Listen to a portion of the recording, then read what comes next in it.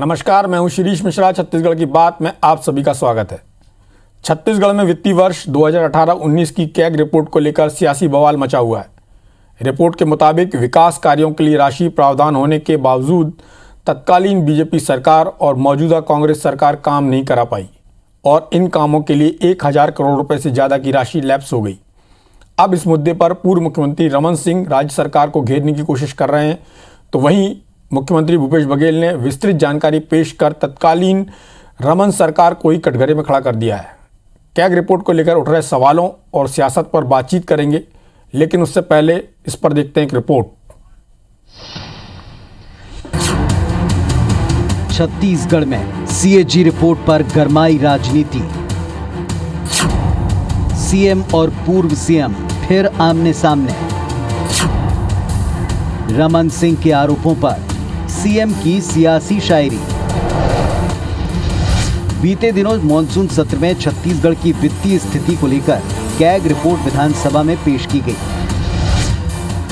Report सामने आने के बाद बीजेपी और कांग्रेस में वार पलटवार शुरू हो गया। बीजेपी विधायकों ने राज्य सरकार पर वित्तीय कुप्रबंधन का आरोप लगाया, तो वहीं पूर्व मुख्यमंत्री रमन सिंह ने ट्वीट किया कि राज्य सरकार की नीतियां और व्यवस्थाएं खोखली हैं। साल 2018-19 की कैग रिपोर्ट का जिक्र करते हुए उन्होंने लिखा कि कांग्रेस सरकार ने CGRDCL को सड़क निर्माण के लिए 1157 करोड़ की राशि का अलॉटमेंट किया, लेकिन उसमें से 633 करोड़ रुपए खर्च ही नहीं कर पाए, जो इस सरकार की लापरवाही और निकम्मेपन को बताता है। छत्तीसगढ़ का रोड डेवलपमेंट कॉरपोरेशन के द्वारा 1157 करोड़ अलॉटमेंट किया गया था, जिसमें से 633 करोड़ खर्च ही नहीं कर पाई ये सरकार। ये स्थिति रही छत्तीसगढ़ की कि जो पैसे निर्धारित थे उनमें भी 633 करोड़ खर्च नहीं कर पाई। रमन सिंह के आरोप पर सीएम भूपेश बघेल ने भी ट्विटर पर शायराना अंदाज में निशाना साधा। मुख्यमंत्री ने कहा, डरकर आईना देखने से इनकार करता है, फिर भी खुद को बेनकाब करता है। इस लाइन के बाद मुख्यमंत्री भूपेश बघेल ने वर्ष 2018-19 में PWD, ADB और CGRDCL पर हुए अलॉटमेंट और खर्च की पूरी जानकारी दी। उन्होंने लिखा कि वित्तीय वर्ष 2018-19 में अप्रैल 2018 से दिसंबर 2018 तक छत्तीसगढ़ में बीजेपी की सरकार रही, जबकि उस वित्तीय वर्ष में कांग्रेस सरकार का कार्यकाल केवल 3 महीनों का रहा। सीएम के ट्वीट के बाद कांग्रेस भी बीजेपी पर हमलावर है। सत्ता पक्ष के नेताओं ने कहा कि सीएजी की रिपोर्ट के आधार पर बीजेपी कांग्रेस सरकार पर भ्रष्टाचार के एक भी आरोप नहीं लगा पाई, जबकि रमन सरकार के समय 15 वर्ष तक सीएजी की रिपोर्ट में भ्रष्टाचार के अनेक प्रमाणित आरोप लगे थे। इस साल के बजट से राशि आना शुरू हुआ है। हमने कुछ राशि कर्ज के रूप में लिया है। सड़कों को चिन्हित करने का काम अभी कुछ महीने ही शुरू हुआ है। आने वाले समय में ये सड़कें आपको दिखाई देंगी। 2018-19 के परफॉर्मेंस को लेकर ट्वीट तो किया, लेकिन वो ये भूल गए कि मात्र 3 महीने ही कांग्रेस सरकार के आखिरी के कार्यकाल, बाकी तो उनका खुद का कार्यकाल है। इस प्रकार रमन सिंह जी ने सेल्फ गोल मारा है। कांग्रेस की सरकार का स्ट्राइक रेट रमन सिंह सरकार के स्ट्राइक रेट से बहुत बेहतर रहा है। वर्ष 2018-19 में सीएजी के आंकड़ों पर नजर डालें तो ADB, PWD और CGRDCL की औसतन 60% राशि खर्च हुई। इस वित्तीय वर्ष के 9 महीने की तत्कालीन बीजेपी सरकार की अपेक्षाकृत 3 महीनों की कांग्रेस सरकार का पैसे खर्च करने के मामले में स्ट्राइक रेट बेहतर रहा। बावजूद इसके तीनों कामों के लिए अलॉटमेंट की कुल राशि से 1000 करोड़ की राशि लैप्स हो गई। ऐसे में राज्य सरकार की इस वित्तीय वर्ष की राशि लैप्स न हो, इसके लिए अभी से संबंधित कार्यों के क्रियान्वयन पर बेहतर रणनीति तैयार करनी होगी। सौरभ सिंह परिहार, IBC 24, रायपुर। विधानसभा में कैग की रिपोर्ट पेश हुए करीब 1 हफ्ता हो गया है। भारतीय जनता पार्टी की जो प्रदेश प्रभारी हैं डी पुरंदेश्वरी, वो कल से छत्तीसगढ़ के दौरे पर आ रही हैं। क्या ये सब महज संयोग है कि उनके आने के एक दिन पहले डॉक्टर रमन सिंह का ट्वीट आता है जिसमें वो भूपेश सरकार पर आरोप लगाते हैं, और उसके बाद स्वाभाविक है जब उन्होंने आरोप लगाया तो सीएम को उसका रिप्लाई करना था। उन्होंने सीधे तौर पे रमन सिंह का नाम लिए बगैर शायराना अंदाज में उन पर कटाक्ष किया और आईना दिखाने का काम किया है। राजनीति है तो इसमें दो चीज़ों का बड़ा महत्व है, आरोप और आंकड़े। किसकी सरकार बेहतर काम कर रही, किसकी सरकार ने बेहतर काम किया, किसकी सरकार ज़्यादा भ्रष्ट है, किसकी सरकार ज़्यादा ईमानदार है, ये सब चलता रहता है। लेकिन अब जो जो चुनाव की तरफ बढ़ते हैं, 2.5 साल पूरे हो गए हैं, तो अब 2.5 साल जो बचे हुए हैं, जो लास्ट का 1 ईयर होता है, उसमें तो ख़ास तौर पर पूरी तरह से आरोप प्रत्यारोप का दौर चलता है। अब इस रिपोर्ट को लेकर कांग्रेस और बीजेपी के नेता क्या सोचते हैं, प्रदेश की जनता पर कितना फ़र्क पड़ता है ऐसी रिपोर्ट्स का, क्योंकि 15 साल में भी बहुत सारी रिपोर्ट्स आती रही हैं और योगी सरकार के समय भी रिपोर्ट्स आती रही हैं, उसका जनता के मानस पर क्या प्रभाव पड़ता है और वो उसका वोट पर क्या प्रभाव पड़ता है, सरकार के परसेप्शन पर क्या प्रभाव पड़ता है। सारी बातों पर चर्चा के लिए हमारे साथ 2 खास मेहमान हैं। कांग्रेस से प्रखर वक्ता और ग्रामोद्योग बोर्ड के चेयरमैन राजेंद्र तिवारी जी हैं। तिवारी जी, आपका बहुत बहुत स्वागत है। भारतीय जनता पार्टी से विधानसभा में और डिबेट में भी तथ्यों के साथ अपनी बात रखने के लिए ख्यात रजनीश सिंह जी हैं, जो बेलतरा से विधायक। रजनीश जी, आपका भी बहुत बहुत स्वागत है। रजनीश जी, जैसा कि शैलेश नितिन त्रिवेदी जी का बयान है कि आपकी पार्टी के नेता डॉक्टर रमन सिंह ने ये सेल्फ गोल किया है। भूपेश बघेल जी ने बताया कि 3 महीने का जो कार्यकाल रहा है, बस उनकी सरकार का उतना कार्यकाल रहा है। उसके पहले का जो 9 महीने का कार्यकाल है, जिसके बारे में डॉक्टर रमन सिंह का ट्वीट है कि कांग्रेस सरकार ने ऐसा किया, वो तो भारतीय जनता पार्टी की सरकार का ही काम है। आपकी पार्टी की सरकार ये जरूर बोल रही है कि हमने 15 साल में, मेरी बात सुन लीजिए, हमने 15 साल में 36,000 करोड़ रुपए का लोन लिया, जबकि कांग्रेस की सरकार ने इतने कम समय में 16,000 करोड़ का लोन लिया। अब ये बात कैसे तर्कसंगत रूप से सही साबित हो सकती है कि आपकी पार्टी के नेता जो सही बोल रहे हैं या कांग्रेस के जो नेता हैं और मुख्यमंत्री हैं वो सही बोल रहे हैं? रजनीश जी।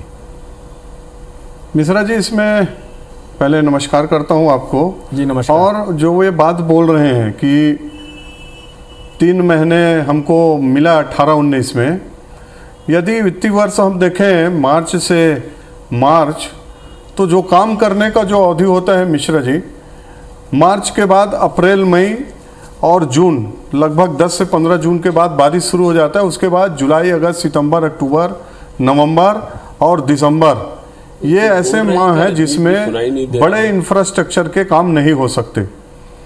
और जो पिछला वित्तीय वर्ष रहता है, जो काम करने का जो अवधि है, कोई भी बड़े काम करने का आप अवधि देखेंगे, दिसंबर से दिसंबर, जनवरी, फरवरी, मार्च, और यदि उस काम को हमने टेंडर कर लिया है, उसके राशि आहरण कर लिए हैं, तो सिर्फ मार्च तक वो राशि लैप्स नहीं होती है, वो राशि फिर अप्रैल भी जाती है, मई भी जाती है और जून भी जाती है। मेरा कहने का तात्पर्य ये है कि 3 महीने की जो बात बोल रहे हैं, ये पीक आवर होता है, ये 3 महीना नहीं है, इनका 6 महीना।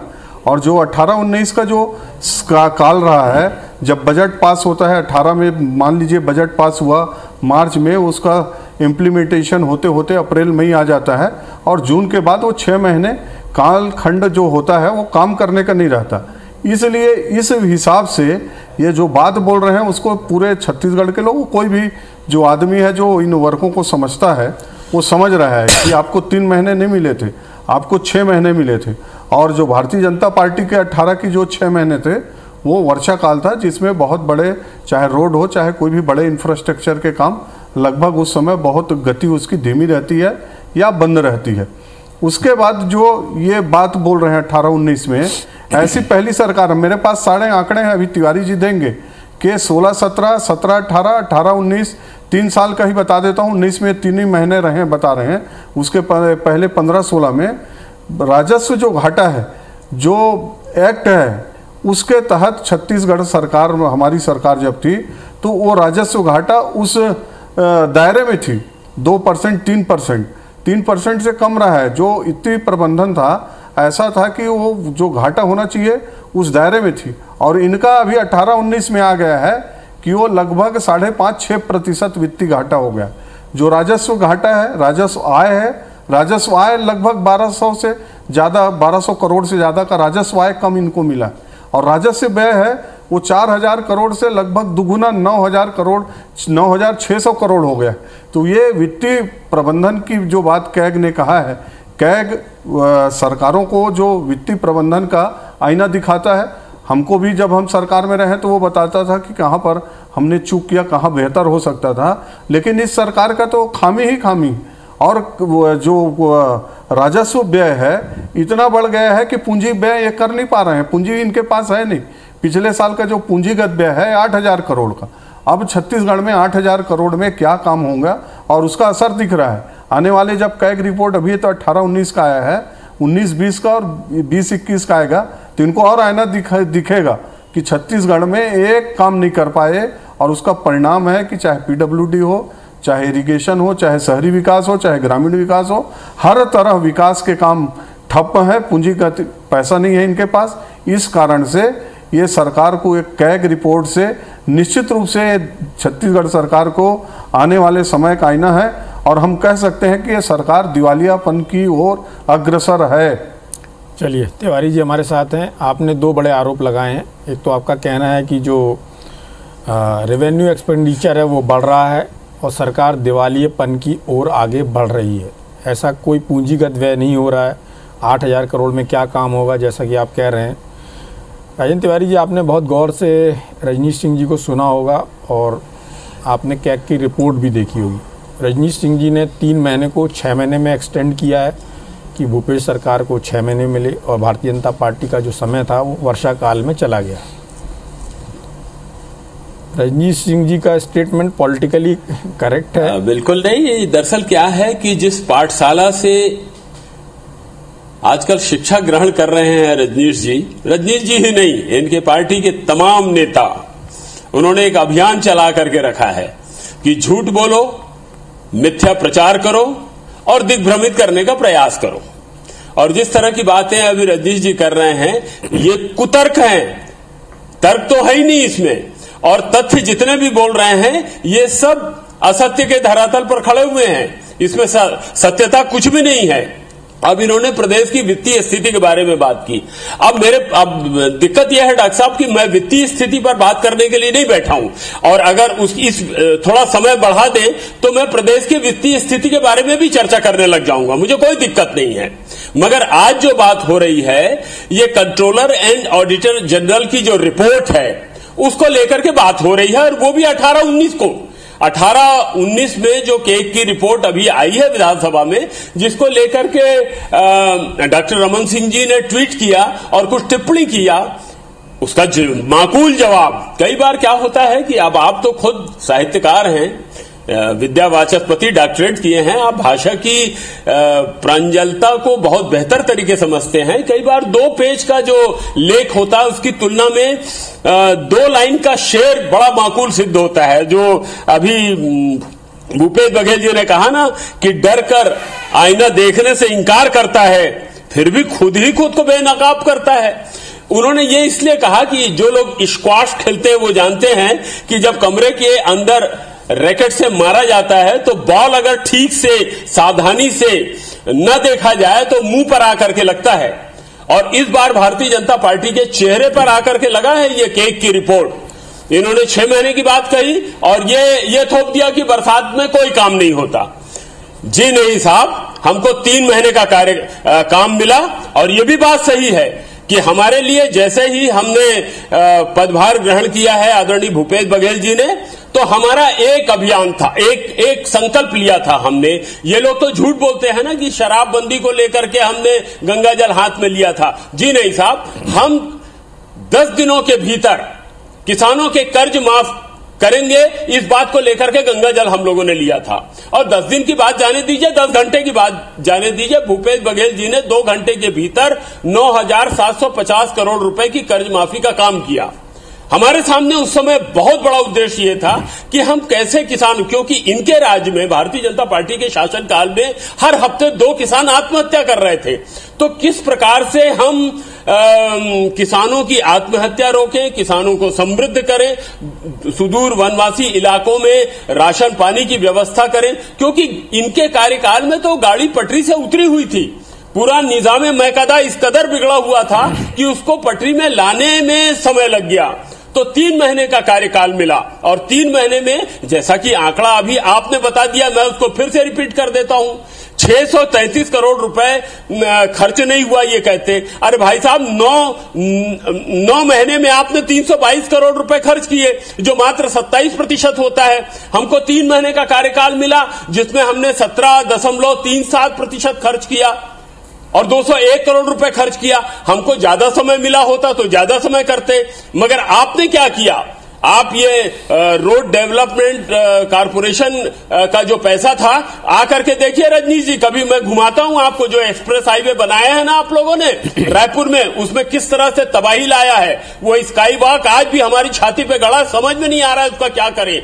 नए रायपुर में जाकर के देखिए कि कैसी ऐशगाह आप लोगों ने बना करके रखी है। और जहां तक पैसा अपव्यय ना हो, हम उस बात को लेकर के बहुत ज्यादा चिंतित हैं, क्योंकि हमारे लिए कोविड की समस्या है जिसका निराकरण करना है। हम तीसरी लहर से भयाक्रांत हैं और हम उसकी तैयारियों में लगे हुए हैं। हमारे सामने बहुत बड़ी समस्या है कि राजीव गांधी न्याय योजना के अंतर्गत हम कैसे किसानों को पैसा दें लगातार, और कैसे अब इसमें खाद में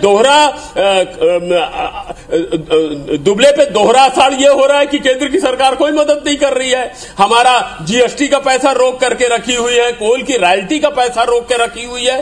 तो हमारे लिए तो एक एक पैसे का मूल्य है, और भूपेश बघेल जी इसी बात को लेकर के लगे हुए हैं।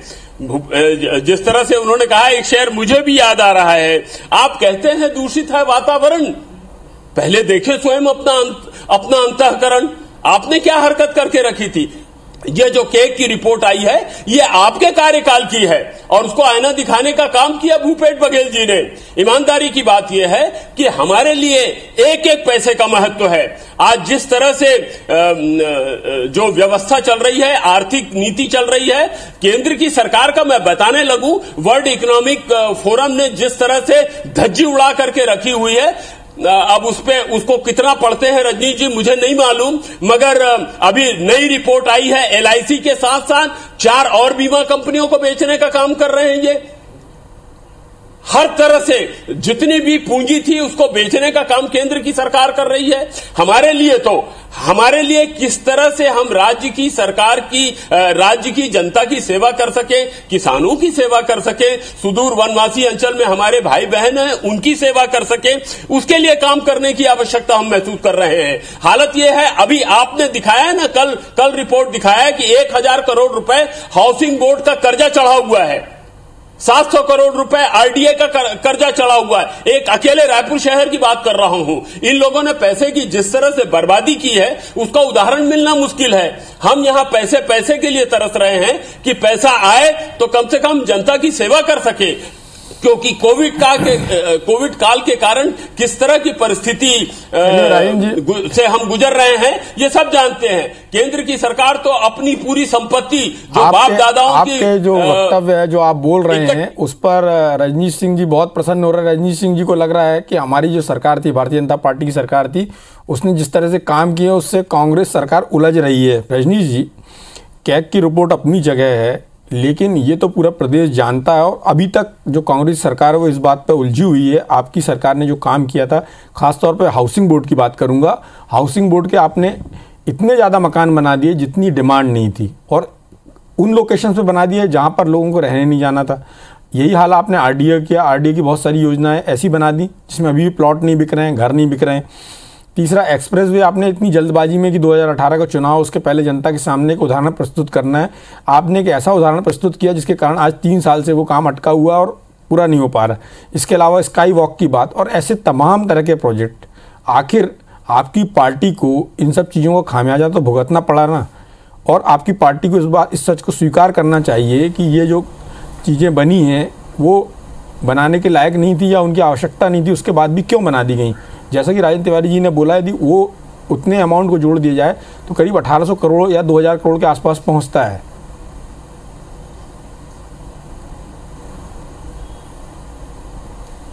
मिश्रा जी, मैं जब आज डिबेट शुरू हुआ और राजेंद्र तिवारी जी बैठे तो मुझको लग रहा था कि वो तथ्यपूर्ण तर्कपूर्ण बात करेंगे, लेकिन वो भी वही विषय में चले गए। तो अब ये कैग रिपोर्ट पर तो मुझको नहीं लगता कि तिवारी जी वापस आएंगे, वो उनको समझ में आ गया है कि, लेकिन जो एक बात इन्होंने कही कि केंद्र सरकार हमारा पैसा नहीं दे रहा है, मैं एक तथ्य दे देता हूँ, इसको तिवारी जी थोड़ा ध्यान से सुन लें कि 18-19 में 63,868 करोड़ रुपया कुल इनका राजस्व आय हुआ और उसमें से 33,817 यानी कि लगभग 53% केंद्र सरकार द्वारा था। तिवारी जी 19-20 और 20-21 में भी आएंगे तो आपका जितना दावा कर रहे हैं ना, जो काम चल रहा है, रोजगार दे दिए, रोजगार 1 रुपया चवन्नी खर्च नहीं किए हो, न रोड में किए, न बिजली, न पानी। जो पानी का अभी जो ये योजना चल रही है उसको भी अपना योजना बना रहे हो। तो मिश्रा जी इसमें जो ये बात बोल रहे हैं कि नया राजधानी किसने बनाया था, किसकी सरकार में बनी थी, कौन उद्घाटन किया था, जिसके नाम पर आप बड़े बड़े पत्थर लगाए हैं और विधानसभा से लेकर यहाँ से वहाँ तक करते हैं। ये जो बड़ी बड़ी योजनाएं होती है मिश्रा जी, आप बहुत अच्छे से समझते हैं कि दूरगामी परिणाम वाले योजनाएं होती है और उसका असर हम 1 साल 2 साल में हर चीज़ का रिजल्ट मिल जाए। क्या एक्सप्रेस हाईवे हो सकता है कि जल्दबाजी में बना कि कुछ त्रुटि रह गई, एक्सप्रेस वे नहीं बनना चाहिए था। हाउसिंग जो मकान मिल रहा है गरीबों को कि उस मध्यम वर्गीय को, कि आरडीए का जो मामला है कौन उसको उलझाया बार बार। तो ये दूरगामी योजनाएं हैं, ये नहीं कर सकते, इनको मालूम है, इनको तत्काल में सब चाहिए। और ये जो बड़ी बात कर रहे हैं भ्रष्टाचार की, किसानों के कर्जा माफ की, किसानों का क्या कर्जा माफ किए हैं आपने? जब हम 5 साल बोनस देने की बात किए थे, 3 साल देने के बाद 2 साल नहीं दिए तो आप बोलते हैं कि आपने झूठ बोला, झूठ बोला। अरे आप तो महा झूठ बोल रहे हो, फरेब कर रहे हो। किसानों का कर्जा माफ नहीं किए हो, 2500 रुपया नहीं दिए हो और दारू बंदी नहीं किए हो, शराब बंदी। ठीक है, गंगा जल कसम खाए नहीं थे, जिसकी भी कसम खाए थे। अब गंगा जल का आ गया है विषय, जो बड़े बड़े वीडियो आ रहे हैं, आपके नेता जो बांह चढ़ा के जो बोले थे, कोई छोटा किसान नहीं, बड़ा किसान नहीं, छोटा कर्जा नहीं, बड़ा कर्जा नहीं, सबका माफ। तो आपकी असलियत तो सामने आ गई है तिवारी जी, मैं समझ सकता हूँ। आप शेरो शायरी करिए, हाथी को धान खिलाइए और यही चलने वाला है। 3 साल बीत गया, 2 साल में और कुछ नया योजना लाएंगे। नरवा गुरुआ बारी की बातें नहीं कर रहे हो आप लोग, गोधन न्याय योजना की बात भूल गए हो, अब हाथी को धान खिला रहे हो, शेर सुना रहे हो। तो भाई तो चलना है तिवारी जी। अच्छा है, आप बहुत अध्ययनशील हैं, बहुत वरिष्ठ हैं, आप बहुत अच्छा कमी है पुस्तक, तो आप तो एक सुनाएंगे, आप शेरो शायरी करिए। 2 साल शेरो शायरी करिए तिवारी जी। डॉक्टर मिश्र अब उसके बाद फरमा रहे हैं, आप उससे मुखातिब हैं जी, आपसे मुखातिब हूं जी। नहीं, शेरो शायरी तो जो संवेदनशील लोग होते हैं ना रजनीश जी, वो लोग करते हैं। उसको समझने वाले भी संवेदनशील होते हैं, कोमल हृदय वाले होते हैं। हाँ जी। और बोलने वाले तो होते ही हैं भाई, इसमें कोई शक की बात नहीं है। जैसे अटल बिहारी वाजपेयी जी, शेर और सुन लीजिए, जैसे अटल बिहारी वाजपेयी जी, आप लोग जिस तरह से भूपेश बघेल जी पे टिप्पणी करते हैं ना, उसने फेंके जो मुझ पे पत्थर 1000, मैं पानी की तरह और ऊंचा और ऊंचा और ऊंचा उठ गया। आप जितना प्रदूषित आरोप लगाएंगे, छत्तीसगढ़ की जनता बहुत अच्छे से समझती है, उसको जानती है कि ये किस तरह से दुर्भावना 15 साल में जिस तरह से, अरे हमको तो 2.5 साल मिला है जनाब, अभी हमको 15 साल मिला होता तो गुलजार कर दिए होते। आपने तो 15 साल में जितनी जो अट्टालिका ऐशबाग बनाए ना, किसानों को के लिए गोदाम बना दिए होते ना अनाज रखने के लिए, तो आज बरसात में इस तरह से धान बाहर नहीं पड़ा होता। और आपकी सरकार ने, केंद्र की सरकार ने कैसे धोखेबाजी किया?